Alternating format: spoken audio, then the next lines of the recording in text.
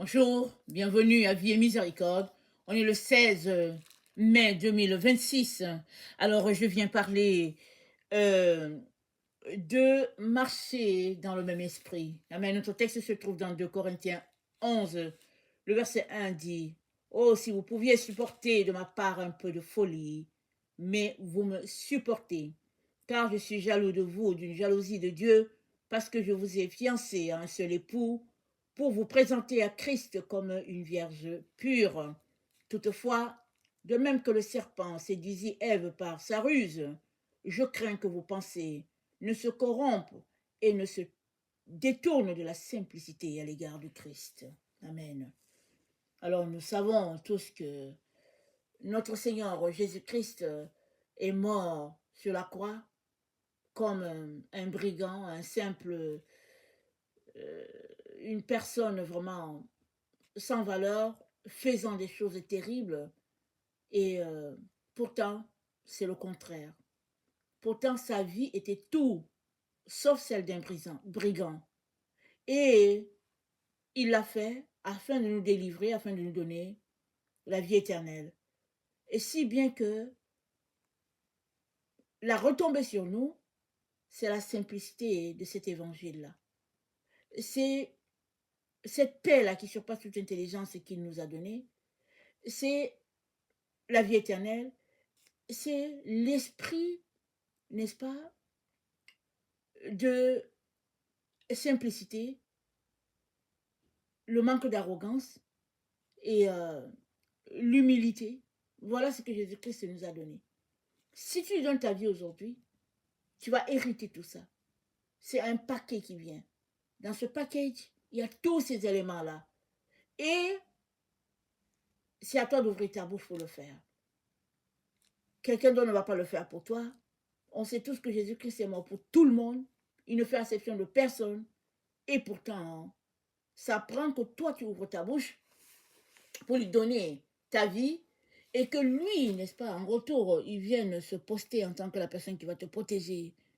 Parce que tu deviens son enfant, tu deviens, n'est-ce pas, tu fais partie désormais de sa famille et il protège les siens. Voilà pourquoi aujourd'hui je viens t'inviter à ne pas laisser passer cette occasion-là, mais à donner ta vie à Jésus.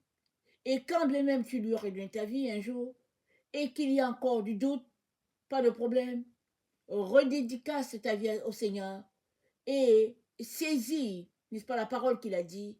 Il a dit, nul ne te ravira de sa main. Il a dit, en lui donnant ta vie, tu as le salut. Sache que c'est ça.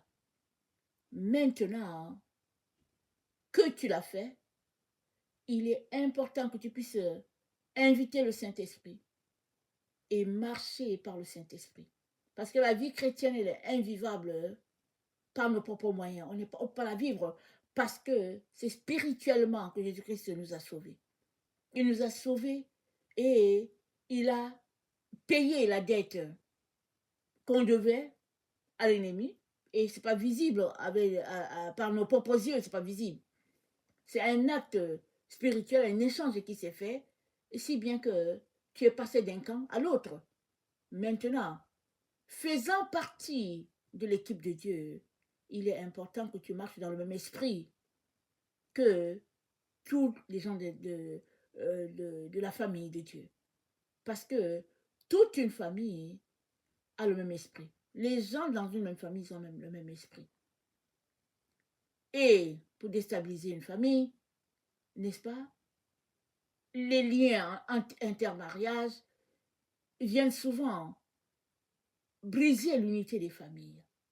Voilà pourquoi le Seigneur a dit à Israël, vous ne leur donnerez pas vos filles en mariage, vous ne prendrez pas les leurs non plus, parce que ce sont des gens qui n'ont pas les mêmes coutumes comme vous, ils n'ont pas le même Dieu que vous. En d'autres mots, ce sont des gens qui n'ont pas le même esprit que toi, Israël. Il est donc important que tu puisses t'en dissocier, ou bien garder une distance, parce que si tu viens t'associer à leur esprit, ils vont te détruire. Et cette parole que Dieu avait donnée à Jacob et à sa descendance, elle est même pour nous aujourd'hui. C'est-à-dire, elle s'applique à nous encore aujourd'hui. Parce que Jésus-Christ nous a sauvés non pas pour que nous retournions non pas pour que nous retournions dans le monde. Voilà pourquoi Paul dit, je suis jaloux, parce que je vous ai fiancés, n'est-ce pas, à Christ. Non pas pour que après les fiançailles, vous allez vous amouracher d'autres personnes, d'autres sectes, d'autres doctrines, non. Je vous ai fiancés pour que maintenant vous puissiez marcher de sanctification en sanctification jusqu'à ce jour-là où vous serez unis à lui totalement. Quand on dit ce jour-là, ça correspond au jour du mariage, le jour, n'est-ce pas, attendu par chacun d'entre nous, ce jour où nous serons unis parfaitement à notre Seigneur Jésus. Et le Seigneur nous dit, par la bouche de son serviteur, que il faudrait qu'on fasse attention, parce que l'apparence peut nous tromper. Et c'est ça qui s'est passé avec les Corinthiens. C'est Paul qui a établi l'église de Corinthe et il a été leur père, il leur a enseigné tout ce qu'il devait enseigner, il s'est retrouvé à être fait prisonnier et il leur a laissé, n'est-ce pas, tout ce qu'il fallait, puisque c'est lui le père spirituel.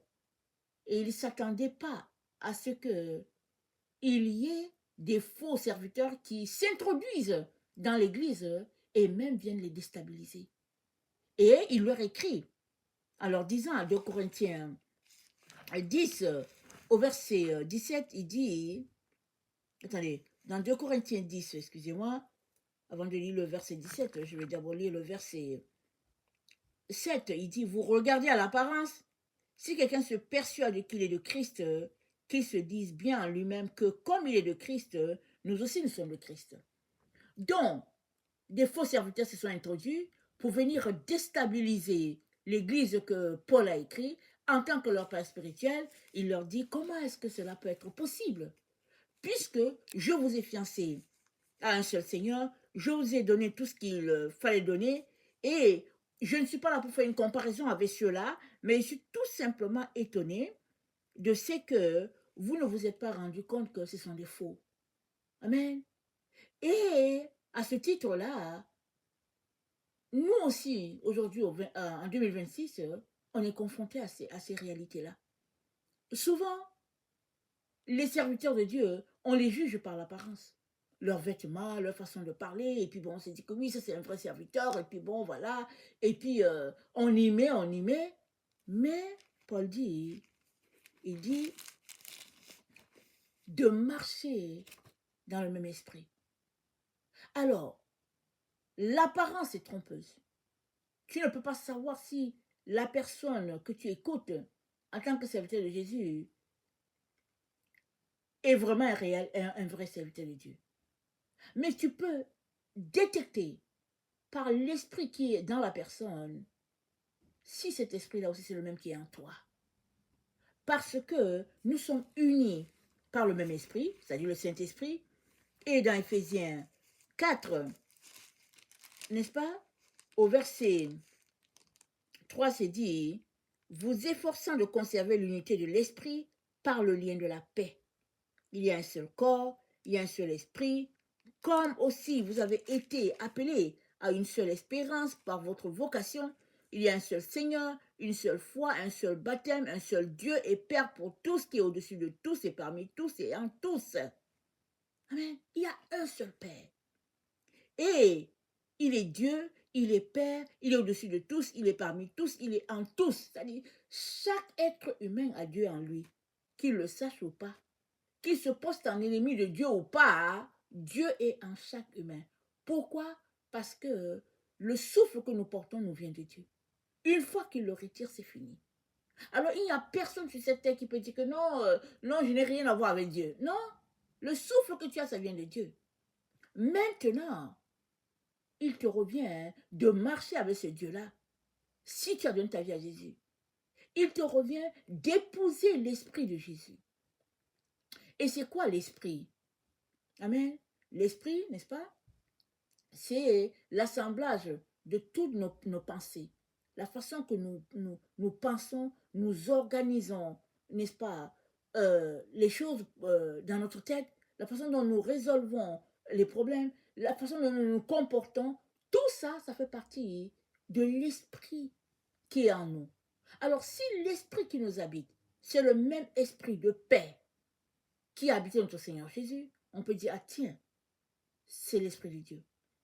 Mais si c'est un esprit de querelle, un esprit de jalousie, un esprit, n'est-ce pas, de vengeance et tout, ça ne vient pas de Dieu. Voilà pourquoi on ne peut pas forcément savoir par l'apparence si telle personne est de Dieu ou pas. Mais dès qu'elle ouvre sa bouche, on peut déjà la situer. Ou bien, dès qu'elle se met à prier, on peut déjà appréhender, n'est-ce pas, qui est cette personne. Alors, l'apôtre Paul nous dit, il est donc important que nous puissions marcher dans le même esprit. Et dans 2 Corinthiens 11, au verset 4, il est dit, car si quelqu'un vient vous prêcher un autre Jésus que celui que nous avons prêché, ou si vous recevez un autre esprit que celui que vous avez reçu, ou un autre évangile que celui que vous avez embrassé, vous le supportez fort bien. Alors, ici, le frère ne fait que ressortir un autre esprit. Le fait d'être un autre esprit. Alors, le fait d'être un autre esprit vient briser le lien que nous avons tous en Jésus. Il est donc important qu'on puisse discerner l'esprit qui est dans l'autre. Amen. Et une fois que nous discernons que, tiens, celui-là ou celle-là, que l'esprit qui est en elle, ça n'a rien à voir avec celui de Jésus, il est très important de s'en dissocier. Pourquoi? Parce que cet esprit-là va te contaminer. Si tu restes dedans, supportant cet esprit, faisant semblant de ne pas voir, cet esprit va t'éloigner de Dieu. Voilà la raison pour laquelle le Seigneur nous dit dans Éphésiens 4, c'est dit, attendez, il dit autrefois, c'est 4, non, c'est Éphésiens 5, excusez-moi. Autrefois, vous étiez ténèbres et maintenant vous êtes lumière dans le Seigneur. Marchez comme des enfants de lumière. Car le fruit de la lumière consiste en toutes sortes de bonté, justice et vérité. Examinez ce qui est agréable au Seigneur et ne prenez pas point aux œuvres infructueuses des ténèbres, mais plutôt condamnez-les. Alors, une fois que tu te rends compte que l'esprit qui est dans l'autre, ce n'est pas l'esprit de Jésus, il faudrait condamner cela. T'en dissocier et retourner, n'est-ce pas, t'accrocher à l'esprit de Jésus. Parce que c'est ça qui nous unit. Alors, la jalousie que Dieu a envers nous, ce n'est pas la même jalousie que celui de l'ennemi. La jalousie de l'ennemi, c'est pour nous détruire. C'est une jalousie pour envier les choses. Mais la jalousie de Dieu, c'est la jalousie pour nous garder en lui. Parce que il nous a sauvés, il nous a établis, et l'ennemi veut nous détourner. Et qu'est-ce qu'il lui fait? Il déploie ses ailes de paix pour notre protection. Parce que la jalousie de Dieu, c'est une jalousie au fait qu'il n'est autre chose que de l'amour. Il est donc important qu'à cette heure où nous nous trouvons, il est très très important que tu t'assures que tu es en train de marcher sur l'Esprit de Dieu. Parce qu'il y a beaucoup de subtilité dans notre monde. Il y a beaucoup, n'est-ce pas, de fausseté. Si bien que tu regardes les choses, si bien que tu peux te retrouver à regarder les choses à travers un miroir déformé. Et le Seigneur est le véritable miroir. Et ce miroir, c'est la parole de Dieu. Si tu t'accroches à la parole de Dieu, elle est ton miroir. Et voilà pourquoi le Seigneur nous dit que ce livre ne s'éloigne pas de tes yeux.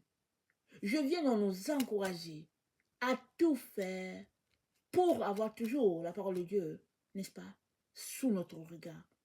C'est le seul moyen par lequel nous allons pouvoir, n'est-ce pas, combattre et puis triompher. N'est-ce pas?